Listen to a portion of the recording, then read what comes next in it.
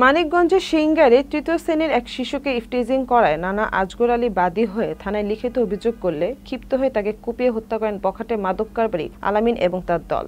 Singer Manikganj প্রতিনিধি Abdul Gafur ITV বাংলাকে জানিয়েছেন, গতকাল মঙ্গলবার সন্ধ্যা ৭টার দিকে উপজেলার জয়মন্টপ ইউনিয়নের পূর্ব রায় দক্ষিণ গ্রামে ঘটনা ঘটে। নিহত আজগর আলী ওই এলাকার মৃত আব্দুর রশিদের ছেলে। হত্যাকারী আলামিন একই গ্রামের মৃত কালু পারমানিকের ছেলে।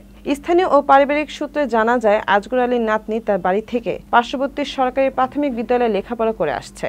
বিদ্যালয়ে যাওয়া আসার পথে বিভিন্ন সময় পার্শ্ববর্তী মাদক কারবারি আলামিন উত্ত্যক্ত করে আসছিল। নিষেধ করার পরও থেমেছিল না তিনি। তাই বিষয়টি উল্লেখ করে গত সোমবার তাকে অভিযুক্ত করে থানায় একটি লিখিত অভিযোগ দায়ের করেন আজগর আলী।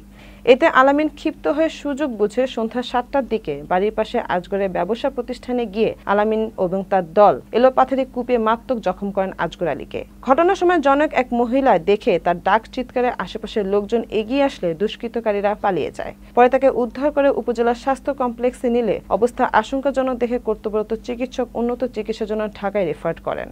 ঢাকা নেওয়ার পথে তার মৃত্যু হয়। সিংগাইর থানার ভারপ্রাপ্ত কর্মকর্তা ওসি জে.এম. তৌফিক আজম বিষয়টি নিশ্চিত করে জানান, আল আমিনকে প্রধান আসামি করে যৌন নিপীড়ন ও হত্যার অভিযোগে থানায় দুটি পৃথক মামলা দায়ের করা হয়েছে। তিনি আরও জানান, ঘটনায় জড়িতদের গ্রেফতারে অভিযান চালাচ্ছে পুলিশ।